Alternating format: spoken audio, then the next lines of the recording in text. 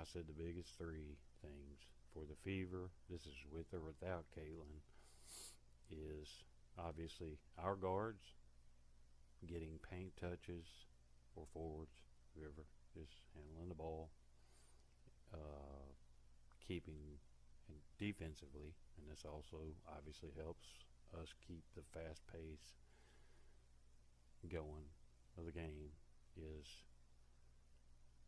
uh, minimizing the opponent's second chance opportunities, which you're not going to totally keep them off the glass, but a handful is better than 15, 16 offensive rebounds. That's just ridiculous. So other teams are always going to bring their best when they play us. That's just the way it is. Every game for them is a playoff game. Tonight we got the Liberty. They're favored by 10. So far, I haven't heard anything about CC not playing Indiana, unless John is on the other on his channel right now reporting and it's come out. But the WNBA rule is they don't technically have to report anything up until an hour, so 60 minutes prior to tip-off would be the absolute latest. And if you're the coach, seems like it would be the smartest thing to do. If you were going to sit, Caitlin would be wait till the last minute so that they can't have a lot of extra time to prepare, right? Game strategies, which I'm sure most teams, when they're not sure, go in with both, which it's always a special strategy when it's Caitlin playing, when they know for sure Caitlin's playing.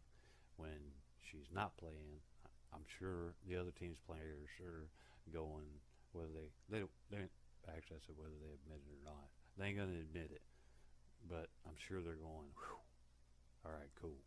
We can just play man, which is, and you'll see on one of these clips, it just plays straight through, but I'll stop it. When our other players are on the floor, there's no double teams, there's no nothing. But you'll also see Caitlin get triple teamed. But it made for easy buckets for us. So, like I say, we just got to keep, offensively, we got to keep our court spacing.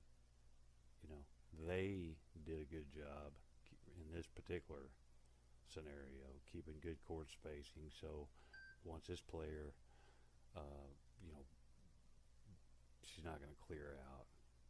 It doesn't appear she's going to fight for a rebound variety position because she's an actual shooter and Aaliyah's too far off to close out. So, but if she misses, there's no reason. We got position right here. How are we going to lose that?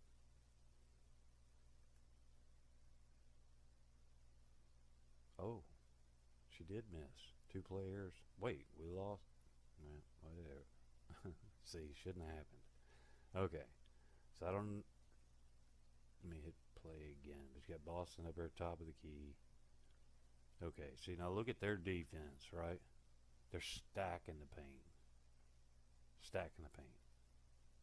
Why wouldn't they? With the players close enough to close out. Like I say, nobody else is shooting 27 footers. Everybody else figured this out. We ain't figured it out yet. It's a little disturbing coming from a coach that's supposed to be a defensive specialist, right? So it looks like they're kind of playing a boxing one with a chaser, but call it what you want. That looks like middle school ball. Stand by, hit play. All right, so we got our chaser.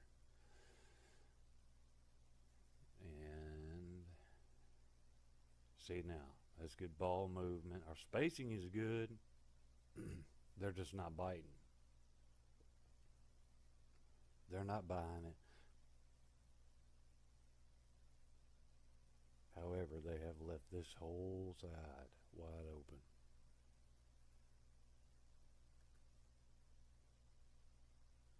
So they crash down, kick out. That's why the guards have to get paint touches. This is why. Because whether she takes this shot or not, look, at the top, we got another wide open player. See what I mean? She's got her blocked off here. She can't get there. And that's Kelsey, it looks like. And then now that they're running over this way, these two are a little bit close to Boston for anything. So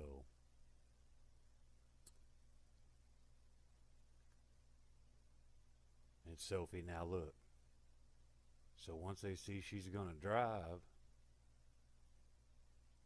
these two are going to seal their players off. There again. Be a third guard, second guard, forward, whatever they call her position when they came in at that time. Paint touches are never bad. Put the pressure on the defense. Now, here's what I'm talking about. When I said Boston does not need to go out there and guard Tina Charles. I'm not saying Tina Charles is a bad shooter. She's not. It's just for the most part. It's just me saying this. For the most part. The percentages for bigs shooting threes is so bad. If you took the whole WNBA and averaged it out, it's not good. It's probably less than 20%. So what I'm saying is, if we can get those offensive rebounds off of misses, then yes, we would prefer they take those shots all day long rather than them driving the paint or getting second, third, fourth putback opportunities. That's the most aggravating thing. One of, if like ever. But this is exactly the same as what we do to other teams, and everybody else is doing it to us. It's like, well, that's stupid. But every time, Boston, it doesn't matter if Dantas is in. She does too. Gets hung up off these screens.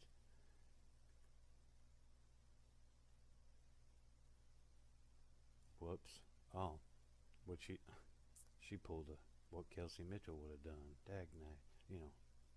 Why didn't we think of that? I should have played it the other way. She just got to not bite on those. Stay back off of the screen. So I don't know why that was taking so long to move on, but that may have been all the footage that I had.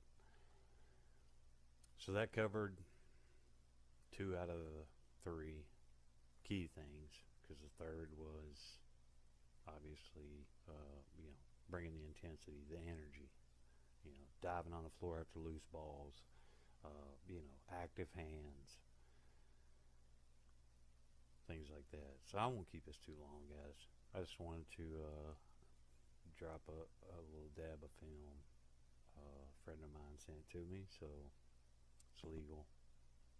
It's legit. If you want to use it, share it. Download it yourself, reshare. It's fine.